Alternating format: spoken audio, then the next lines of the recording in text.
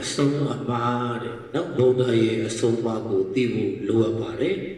ဗုဒ္ဓရဲ့အဆုံးအမှားကိုသိမယ်ဆိုရင်ကိုယ်ချင်းစာနာစိတ်တွေလည်းပဲဖြစ်ပေါ်လာတတ်ပါတယ်ဒါကြောင့်မလို့ဆင်းရဲမှကြောက်ရင်မနှမျောနဲ့တဲ့နှမျောတဲ့သူဟာဆင်းရဲတတ်တယ်တဲ့ရုပ်ဆိုးမှကြောက်ရင်ဒေါသမကြီးနဲ့တဲ့ဒေါသကြီးတဲ့သူဟာရုပ်ဆိုးတတ်ပါတယ်ရုပ်ဆိုးမှကြောက်ရင်ဒေါသမကြီးနဲ့ဒေါသကြီးတဲ့သူဟာရုပ်ဆိုးတတ်ပါတယ်ဘဝအစစ်နိဗ္ဗာန်ကြောက်ရင်မာနမကြီးနဲ့မာနကြီးတဲ့သူဟာဘဝအစစ်နှိမ့်တတ်ပါတယ်အထီးကျန်မှကြောက်ရင်မနာလိုစိတ်မများနဲ့မနာလိုစိတ်များတဲ့သူဟာတယောက်တည်းအထီးကျန်တတ်ပါတယ်ဉာဏ်ထိုင်းမှကြောက်ရင်မေးဖို့ဝန်မလေးနဲ့မမေးပဲမမေးတဲ့သူဟာမသိပဲထိုင်းသွားတတ်ပါတယ်ယောဂထူပြောမှကြောက်ရင်သူတစ်ပါးကိုမငြင်းစေမနှိမ့်ဆက်နဲ့သူတစ်ပါးကိုညှင်းစေနှိမ့်ဆက်တဲ့သူဟာယောဂမရထူပြောတတ်ပါတယ်အသက်တူမှကြောက်ရင်သူတစ်ပါးရဲ့အသက်ကိုမတတ်ပါနဲ့သူတစ်ပါးအသက်ကိုတတ်တဲ့သူဟာ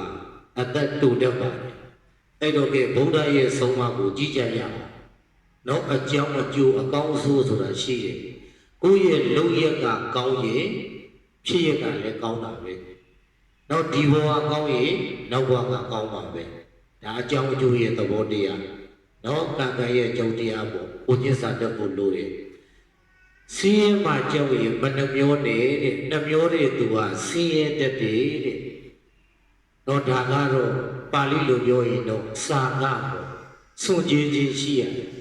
သူတစ်ပါးကိုစွန့်ကြဲပေးကစွန့်ကြဲတဲ့ပုဂ္ဂိုလ်သည်တဆုပ်ကျဲရင်တလင်းဝင်နေတဲ့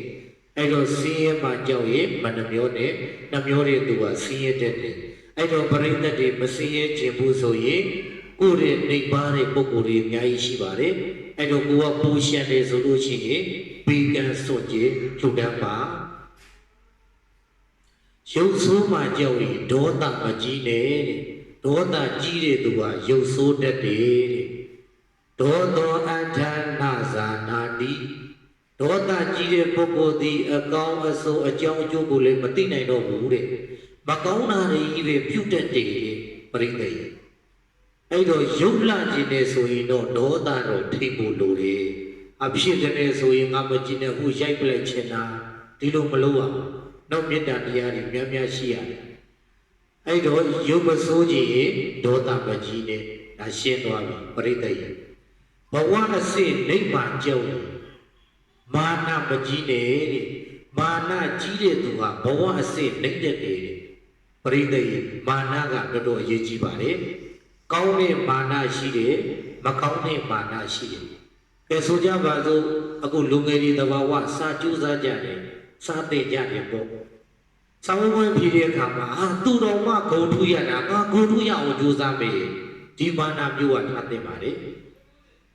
အတူလေးစာကြိုးစားတယ်ကိုကတော့စာမကြိုးစားဘူးဒီလိုမလုပ်နဲ့သူတော်ကြိုးစားသေးတာငါရအောင်ကြိုးစားမယ်ဒါမျိုးမာနပေါ့စီဝေါ်ရေးဆိုလည်းပဲသူအစီပြောင်လုပ်တယ်ငါလည်းအစီပြောင်ကြိုးစားမယ်သူအစီပြောင်လုပ်တဲ့ဟာကိုကိုကဗနာလိုဘိဿာတွေဖြစ်ပြီးဖြစ်စည်းတယ်ဆိုရင်ပရိသေဒါမကောင်းဘူး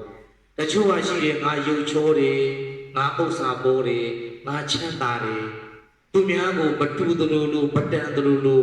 စကားမပြောခြင်းသလိုလိုအစစ်မရှိသလိုလိုအဲ့လိုခွဲခြားဆက်ဆံမှုတွေ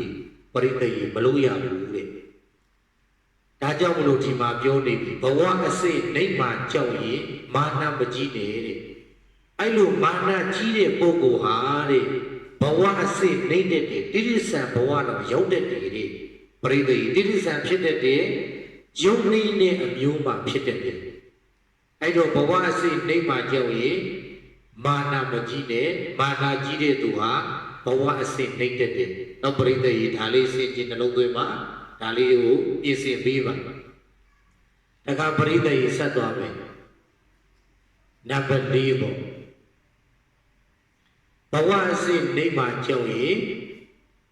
ခဏတုန်းကဘုန်းကြီးပြောခဲ့တယ်ဘဝအစစ်နိမ့်မှာကြောက်ရင်မနာလိုစိတ်မာနတွေမဖြစ်နဲ့မာနဖြစ်ရင်မာနတွေရှိနေမယ်ဆိုရင်ဘဝအစစ်နိမ့်တဲ့နောက်နံပါတ်၄ကျတော့အထီးကျန်မှာကြောက်ရင်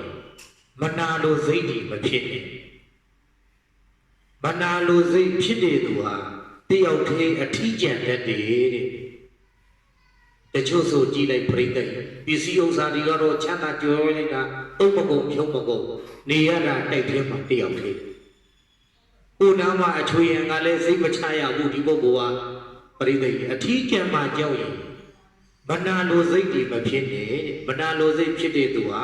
တယောက်တည်းထီးကျန်တတ်တယ်ဒါကအဘိဓါကိုပြောတာအာသူများတိုးတက်ကြီးပွားချမ်းသာတယ်ကိုကတခါတည်းမနာလိုတဲ့အဘိဓါတွေဖြစ်နှလုံးမသားရတွေဖြစ်အိတ်မရဆက်မရသူ့အကြောင်းတွေကနဲ့သူလာတာသူကြိုးစားလို့သူရတာသူ့ရဲ့အတိတ်ကံကြောင့်သူချမ်းသာတာပြိတ္တဘာမှမနာလိုစိတ်ဖြစ်เสียမလို့ပါဘူးအဘိဓါဖြစ်เสียမလို့ဘူးဒါစင်ကြယ်တတ်ဖို့ဘုရားရဲ့ဆုံးမတွေသိဖို့ပြောတာပြိတ္တအဲ့တော့အထီးကျန်မှာကြောက်ရင်မနာလိုစိတ်မများပါနဲ့မနာလိုစိတ်များတဲ့သူဟာတယောက်တည်းအထီးကျန်တတ်ပါတယ်ဆက်သွားမယ်ဉာဏ်ထိုင်းမှာကြောက်ရင်မေးဖို့ဟိုမလေးပါနဲ့မမေးတဲ့သူကမတိပဲထိုင်းသွားတတ်ပါတယ်အဲ့တော့ပရိသတ်ဥပမာအဖြစ်ပြောမယ်ဆိုရင်အခုအလုံးသုံးခုတွေဓာတ်ပေါ့မျိုးကြောင့်မှသုံးတဲ့ဓာတ်ပဲဖြစ်ဖြစ်ထင်းခုတ်တဲ့ဓာတ်ပဲဖြစ်ဖြစ်အဲ့ဒီဓာတ်သည်တွေးမှပြတ်ပါတယ်ပရိသတ်မတွေးမပြတ်ပါဘူးအဲ့တော့မိမိရဲ့ဉာဏ်ရည်သည်စဉ်းစားပြီးမှတွေးခေါ်ပြီးမှဉာဏ်ရည်ရထက်တယ်တဖြည်းဖြည်းနဲ့ထက်မြက်လာမတွေးခေါ်ရင်ဘာမှဉာဏ်ရည်ရမထက်မြက်ဘူးဒါကြောင့်မလို့ရှိတယ်မလားပရိသတ်မြန်မာနိုင်ငံကအုံနောက်ရည်အမေရိကန်နိုင်ငံကအုံနောက်ရည်တဲ့ဂျပန်နိုင်ငံကအုံနောက်တော့ခေါင်းသုံးလုံးတော့ပရိသတ်စိုက်သားမယ်တဲ့အဲ့ဒါကျအမေရိကန်ကပညာရှင်ပေါ့နော်တကယ်ကုမ္ပဏီတတိပညာရှင်ကြီးကိုမေးတယ်ဆရာတဲ့အဲ့ဒီမှာခေါင်းသုံးလုံးရှိတယ်ပေါ့ခေါင်းသုံးလုံးကလည်းပဲအုံနောက်တွေအသီးသီးရှိတယ်အဲ့ဒီခေါင်းသုံးလုံးတွေကဆရာဘေးခေါင်းယူမလို့ဟာငါတော့ကွာမြန်မာနိုင်ငံထဲမှာရှိတဲ့ခေါင်းထဲမှာရှိတဲ့အုံနောက်မှာယူမယ်တဲ့ဟာဆရာဘာဖြစ်လို့လို့အေးအောင်ကြီးတဲ့အမေရိကန်အုံနောက်ရဲ့ခေါင်းကလည်းခေါင်းထဲမှာရှိတဲ့အုံနောက်ကလည်းသုံးပြီးပြီတဲ့ဂျပန်နိုင်ငံရဲ့ခေါင်းထဲမှာရှိတဲ့အုံနောက်ကလည်းသုံးပြီးပြီတဲ့မြန်မာနိုင်ငံရဲ့ခေါင်းထဲမှာအုံနောက်ကဘာမှကိုမသုံးရသေးဘူးတော့ပရိသတ်ကြီးအဲ့ဒါကြောင့်လို့တို့မြန်မာတွေကတချို့တွေးခေါ်နေတယ်လို့ပြောကြတယ်အဲ့တော့ကောင်းတာဆိုတွေးခေါ်ပြီးတော့မကောင်းတာတော့မတွေးနဲ့ပေါ့ဆိုကြပါတော့သစ်ပင်တွေဘယ်ဟာစဖြစ်လာတယ်လူတွေဘယ်ဟာစဖြစ်လာတယ်တော့မတွေးနဲ့ပရိသတ်ယူသွားလိမ့်မယ်နော်ကိုယ်ဘဝတိုးတက်ဖို့အတွက်ကိုယ်စီဝါရေးတွေအဆင်ပြေဖို့အတွက်ဒါပညာရည်တွေအခုလိုတွေးသီးတွေဖြစ်အောင်အထူးကြောင်လုပ်တဲ့ပုံကိုယ်တွေကူမူတာထုတ်တဲ့ပုံကိုယ်တွေဒါတို့တွေရတော့စူးစမ်းလို့ရတယ်ပြိတ္တိအဲ့တော့ခဏမြန်မာနိုင်ငံရဲ့ခေါင်းထဲမှာရှိတဲ့အုံနောက်ကိုယူတယ်မသုံးရသေးဘူးအဲ့တော့ပြိတ္တိတည်တဲ့တန်ချောင်းပေါ့ဒီတန်ချောင်းဒီတစ်သားနဲ့ရိုက်ဝင်သွားတယ်အဲ့ဒါကိုကြောက်တုံးနဲ့သွားရိုက်ဘေးဝင်မလို့နော်အဲ့တော့မိမိရဲ့အသိဉာဏ်နဲ့ဆင်ခြင်ဖို့ပြောပြတယ်ဒါဆိုလဲကြည့်လိုက်ပြိတ္တိနော်ဓမ္မနောက်ပိတ်ပွေတဲ့ဒါရဲ့နောက်မှာပိတ်ပိုးလေးရှိတယ်ရှေ့ကပွဲမှာကြောက်လို့နောက်ဆုံးမဖြစ်စေနဲ့ပြိတ္တိအဲ့တော့ဒါဆိုတာလေသွေးမှပြတ်တယ်လို့ဉာဏ်ရည်ကလေးပဲစဉ်းစားပြီးမှတွေးခေါ်တတ်ပါတယ်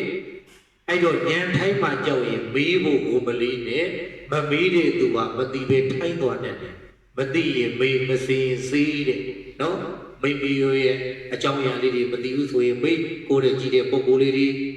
တက်ဆက်သွားမယ်ပြိတ္တိယောဂထူမှကြောက်ရင်မငြင်းစေမနှိမ့်ဆက်နေသူတော်ဘာကိုညှင်းစေနှိမ့်ဆက်တဲ့သူဟာယောဂဘယထူပြောတတ်တယ်အနာယောဂါတွေများတဲ့ပုဂ္ဂိုလ်တွေအချို့ဆိုရင်ခန္ဓာကိုယ်မှာအမျိုးမျိုးဓာတ်တွေပေါက်တယ်တချို့ဆိုလို့ရှိရင်လည်းပဲယောဂါတွေပေါ့စီဂျိုယောဂါဖြစ်သွေးတိုးယောဂါဖြစ်နှလုံးယောဂါဖြစ်အရှိသမျှပတ်စံကနာချမ်းသာတာယောဂါဖြစ်လို့ဆရာဝန်ရှိပို့နေရတာပရိသတ်ဒါမျိုးတွေလည်းအများကြီးအဲ့တော့အဲ့ဒါယောဂါတွေများတာဘာကြောင့်လဲဆိုရင်တဲ့သူတော်ဘာကိုညှင်းစေနှိမ့်